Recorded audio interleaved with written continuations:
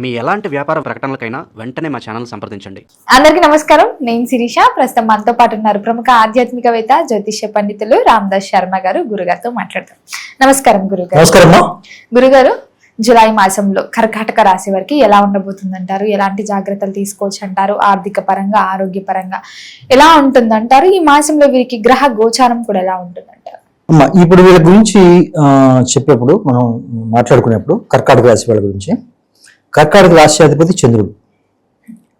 వీళ్ళకి చంద్రాష్టమం చాలా మెయిన్, వీళ్ళకి ఇంపార్టెంట్. అయితే మనం అందరికీ చెప్పుకున్నట్టే వీళ్ళకి పెద్ద పెద్ద గ్రహాల గతి గురించి కూడా చెప్పుకుందాం ఒకసారి. కర్కాటక రాశికి సంబంధించి ఇప్పుడు మామూలుగా చూసుకుంటే వీళ్ళకి మీనంలో శని ఉన్నాడు కదా, మీనంలో శని 9వ స్థానంలో ఉన్నాడు వీళ్ళకి. తర్వాత రాహు 8వ స్థానంలో ఉన్నాడు. ఇప్పుడు రాశి మీదకి బృహస్పతి వచ్చాడు. బృహస్పతి రాశి మీద బృహస్పతి ఉన్నాడు, శుక్రుడు ఉన్నాడు, తర్వాత బుధుడు కూడా ఉన్నాడు వీళ్ళకి మాసం మొదట్లో. తర్వాత 2వ స్థానంలోకి కేతు ఉన్నాడు. ఇది 12వ స్థానంలో రవి ఉన్నాడు, 11వ స్థానంలో కుజుడు ఉన్నాడు. ఇది వీళ్ళకి సంబంధించిన ఈ మాసంలో వీళ్ళకి సంబంధించిన గ్రహగతులు వీళ్ళకి. తర్వాత వీళ్ళకి నేను అంతకుముందు చెప్పినట్టుగా మొదట చూసుకోవాల్సింది ఇప్పుడు చంద్రాష్టమం అవుతుంది వీళ్ళకి. చంద్రాష్టమం వీళ్ళకి 4-6 తేదీల్లో ఉంటుంది. 6 మధ్య 4, 5, 6, కొంతమందికి 3 రోజులు కూడా ఉంటుంది. ఎందుకంటే వాళ్ళకి కొంతమందికి రాత్రి మొదలై మళ్ళీ నెక్స్ట్ డే కంటిన్యూ తర్వాత రోజు పొద్దున్న దాకా ఉంటుంది. అట్లా వీళ్ళకి 4వ తారీఖు నుంచి 6వ తారీఖు దాకా ఉంటుంది వీళ్ళకి చంద్రాష్టమం. చంద్రాష్టమం సమయంలో రాష్ట్రాధిపతి అష్టమంలో ఉంటాడు కాబట్టి వీళ్ళకి కొంచెం ఆరోగ్యానికి సంబంధించిన ఇబ్బందులు వచ్చే అవకాశం ఉంది వీళ్ళకి. తర్వాత ఎక్కువ మానసికమైన ఒత్తిడి చాలా ఎక్కువ ఉంటుంది వీళ్ళకి. అది చూసుకోవాలి. ఈ 3 తేదీల్లో కొంచెం జాగ్రత్తగా చూసుకోవాల్సిన వాటిలో ఇది ఒకటి. తర్వాత బృహస్పతి వీళ్ళకి రాశి మీదుగా ఇచ్చాడు. ఇప్పుడు బృహస్పతి, బుధుడు, శుక్రుడు ముగ్గురు కలిసి ఉన్నారు కాబట్టి యోగిస్తారు బాగా. అయితే బృహస్పతి రాకతో వీళ్ళకి కొంచెం బద్ధకం పెరిగి ఉంటుంది వీళ్ళకి. అంటే పనులు తర్వాత చేద్దాం ఆ యాటిట్యూడ్ కొంచెం పెరుగుతుంది. అదే బృహస్పతి రావడం వల్ల కొంచెం మంచి కూడా వీళ్ళకి జరిగింది. అంతకు ముందు దాకా ఒక మాసం క్రితం దాకా వీళ్ళకి 12వ స్థానంలో బృహస్పతి ఉండడంతో వీళ్ళకి కొంచెం ఇబ్బందులు ఉన్నాయి వీళ్ళకి. ఆ ఇబ్బందులన్నీ పోతాయి ఇప్పుడు రాశి మీదకి రావడంతో. వీళ్ళ దూర ప్రయాణాలు వెళ్దామని వీళ్ళకి ఆలోచనలు ఎక్కువ ఉంటాయి. తర్వాత ఉన్నత చదువులు చదవాలని ఉద్దేశం చాలా ఎక్కువ ఉంటుంది విద్యార్థులకైతే. తర్వాత ఉద్యోగస్తులకైతే ఉద్యోగం మారాలనే ఉద్దేశం కొంతమంది ఉంటుంది. అలా ఉండేవాళ్ళు కొంతమంది ఉంటారు. అయితే ఇప్పుడు చెప్పుకోదగ్గ గోచారం వీళ్ళకి ఏంటంటే ఈ మాసంలో వీళ్ళకి రాహు సంచారం. రాహు కుంభంలో ఉన్నాడు. రాహు వల్ల కొంచెం ఇబ్బందులు వచ్చే అవకాశం ఉంది వీళ్ళకి, కర్కాటక రాశి వాళ్ళకి. 8వ స్థానంలో రాహు. 8వ స్థానంలో రాహు వల్ల ఏంటవుతుందంటే వీళ్ళకి ఏంటంటే ఎక్కువ ఆందోళన, మానసికమైన ఆందోళన ఉంటుంది. వీళ్ళు కొన్ని అనుకోని సంఘటనల వల్ల ఎక్కువ ఆందోళన వచ్చి దాని గురించి ఎక్కువ బాధపడే అవకాశం ఉంది వీళ్ళు. తర్వాత కేతు సంచారం 2వ స్థానంలో జరుగుతుంది వీళ్ళకి. దానివల్ల ఏంటంటే వీళ్ళు మాట్లాడేదాన్ని ఎప్పుడు ఎదుటి వాళ్ళు అపార్థం చేసుకుంటారు. వీళ్ళు ఒకటి చెప్తే ఒకటి అర్థమవుతుంది వాళ్ళకి. అంటే వీళ్ళు కరెక్టే చెప్తారు కానీ ఆపోజిట్ వాళ్ళు అది కూడా చెప్పలేము. వీళ్ళు చెప్పేది మనసులో ఒకటి అనుకుని బయటకు చెప్తారు. అలానే జరగచ్చు, ఇలానే జరగచ్చు, ఏ రకంగా జరగచ్చు. సో కాబట్టి ఏంటంటే ఎక్కువగా వాక్కులో కన్ఫ్యూజన్ ఎక్కువ ఉంటుంది వీళ్ళకి ఉంటుంది. కాబట్టి వీళ్ళు అనుకున్నట్టుగా చెప్పలేకపోతారు. కమ్యూనికేషన్ కొంచెం ఎఫెక్ట్ అవుతుంది వీళ్ళకి. అయితే బుధుడు రాశి మీద ఉన్నాడు కాబట్టి కొంతవరకు కంట్రోల్ చేస్తాడు ఆ గ్రహం. తర్వాత కుటుంబ వాతావరణంలో కొంచెం కలహాలు రావడం, కన్ఫ్యూజన్స్ రావడం, దానివల్ల వీళ్ళు ఒత్తిడికి గురవడం కూడా జరుగుతుంది. కుటుంబ స్థానంలో కేతు ఉండడం ఏమవుతుందంటే కుటుంబం నుంచి కాస్త దూరంగా ఉందామనే ఉద్దేశం వీళ్ళకి ఉంటుంది. ఈ కారణం చేత అది కొంచెం తగ్గించుకోవాలి అంటే ఏమవుతుందంటే కొంచెం సంయమనం పాటించాలి వీళ్ళు. సో వీళ్ళకి కర్కాటక రాశి వాళ్ళకి కుజుడు ఏకాదశి స్థానంలో ఉన్నాడు ఇప్పుడు. దానివల్ల లాభం వచ్చే అవకాశం ఉంది. దశమ స్థానాధిపతి ఏకాదశంలో ఉండడం వల్ల ఏమిటంటే వృత్తి ద్వారా వీళ్ళ సంపాదన మార్గాలు పెరిగే అవకాశం కొంచెం ఎక్కువ ఉంది వీళ్ళకి. ఎవరైతే ఉద్యోగం చేస్తూ ఉంటారో వాళ్ళకందరికీ సంపాదన బాగుంటుంది. ద్వాదశ స్థానంలో రవి ఉన్నాడు. ద్వితీయాధిపతి ద్వాదశ స్థానంలో ఉంటే ఏమవుతుందంటే ఎక్కువ ఖర్చులు పెరుగుతాయి వీళ్ళకి. ఎక్కువ ఖర్చులు వచ్చే అవకాశం ఉంది. వాళ్ళు దాన్ని కొంచెం కంట్రోల్ చేసుకొని జాగ్రత్తగా ఉంటే సరిపోతుంది. మరి గురుగారు, కుటుంబ వాతావరణం కూడా ఎలా ఉంటుందంటారు ఈ మాసంలో? కుటుంబ వాతావరణం అదే 2వ స్థానంలో కేతు ఉండడం వల్ల, ద్వితీయ స్థానాధిపతి ద్వాదశంలో ఉండడం వల్ల కుటుంబ వాతావరణంలో కొంచెం కలహాలు ఎక్కువ ఉండే అవకాశం ఉంది వీళ్ళకి.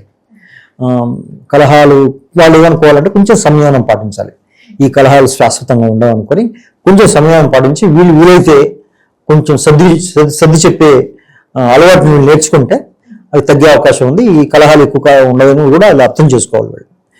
వీళ్ళ కర్కాటక రాశి వాళ్ళు వీళ్ళకి ఎక్కువ ఇది జలతత్వ రాశి, వీళ్ళది కర్కాటక రాశి జలతత్వ రాశి కాబట్టి వీళ్ళకి ఏమవుతుందంటే వీళ్ళ ఆలోచన చాలా డెప్త్ చాలా ఎక్కువ ఉంటుంది. వీళ్ళకి చాలా ఎక్కువ దూరం ఆలోచిస్తారు, ఎక్కువ సంయమనంతో ఆలోచిస్తారు. కాబట్టి వీళ్ళకున్న శక్తియుక్తుల్ని ఉపయోగించుకునే వాళ్ళు వీళ్ళు ఏదైనా సాధించగలరు. వీళ్ళు పైగా వీళ్ళకి రాష్ట్రాధిపతి చంద్రుడు కాబట్టి చంద్రుడు మంచి స్థానంలో వీళ్ళ వ్యక్తిగత జాతకంలో ఉంటే వీళ్ళ మానసికంగా వీళ్ళు చాలా బలంగా ఉంటారు. వీళ్ళు అందుకని ఈ మానసిక బలంతో ఉపయోగించి వాళ్ళు ఏదైనా సాధించగలరు.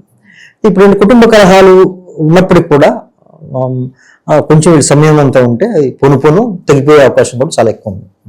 గురుగారు, ముఖ్యంగా ఈ మాసంలో ప్రథమార్థం బాగుంటుందంటారా, అమావాస్య తర్వాత ద్వితీయార్థం బాగుంటుందంటారా వీరికి? ఏంటంటమ్మా, ఇప్పుడు 5వ తారీఖు తర్వాత రాశి మీద ఉన్న శుక్రుడు ద్వితీయ స్థానానికి వస్తాడు వీళ్ళకి. అది ఒక రకంగా వీళ్ళకి కేతు నుంచే దుష్ప్రభావం తగ్గిస్తుంది. ఎందుకంటే శుక్రుడు వీళ్ళకి తృతీయాధిపతి. వీళ్ళ కమ్యూనికేషన్ ఎక్కడైతే దెబ్బతిందో శుక్రుడు వచ్చి కవర్ చేస్తాడు దాన్ని 2వ స్థానానికి రావడం ద్వారా. తర్వాత 17 తర్వాత జూలై 17 తర్వాత రవి కర్కాటకంలోకి వస్తాడు. దాంతో రావడంతో ఏమవుతుందంటే అంతకుముందున్న ఖర్చులను తగ్గిపోతుంది. ఆ రకంగా చూసుకుంటే ద్వితీయార్థం బాగుంటుందని చెప్పొచ్చు. మరి గురుగారు, ఎవరికైతే వివాహం జరగలేదో, వివాహ ప్రయత్నాలు చేస్తున్నారో, వివాహ యోగం ఉందంటారా వారికి? వివాహానికి వీళ్ళకి ఈ సంవత్సరం అయితే కొంచెం ఒడిదుడుకులతో ఉందని చెప్పాలి. ఎందుకంటే బృహస్పతి క్యాన్సిల్ అయ్యే ఛాన్సెస్ ఎక్కువ ఉన్నాయా? క్యాన్సిల్ అవ్వకపోవచ్చు అని గట్టి ప్రయత్నాలు చేస్తే బృహస్పతి పూర్తి స్థాయిలో అనుకూలంగా లేడు వీళ్ళకి. రాశి మీదే ఉన్నారు కానీ రాశి మీద ఎప్పుడైతే రాశి మీద ఉంటాడో వీళ్ళకి సువర్ణమూర్తిగానే ఉన్నాడు రాశి మీద. అయితే రాశి మీద ఉన్న బృహస్పతి 2వ స్థానం కంటే, పశ్చిమ స్థానం కంటే, 7వ స్థానం కంటే యోగించడు. కాబట్టి అవకాశాలు లేవని చెప్పలేం, కానీ ఉంటాయి, కానీ కొంచెం కష్టపడాలి. దానికి కారణం ఏంటంటే 9వ స్థానంలో శని భగవాన్ సంచారం ఉంది, 8మంలో రాహు సంచారం ఉంది, ద్వితీయంలో కేతు ఉన్నాడు. ద్వితీయంలో కేతు అంటే కుటుంబాన్ని కలవని కూడా చేస్తాడు. అంటే ఆ రకంగా చూస్తే కొంచెం వివాహం కొంచెం ఒడిదుడుకులతో కూడిందని చెప్పచ్చు.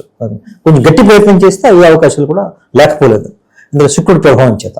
మరి విదేశీ యోగం కూడా ఉందంటారా? విదేశాల్లో చదువుకోవడానికైనా, సెటిల్ అవ్వడానికైనా, జాబ్ పరంగా చూసుకున్నా విదేశీ యోగం ఉందంటారా ఈ కర్కాటక రాశి వారికి?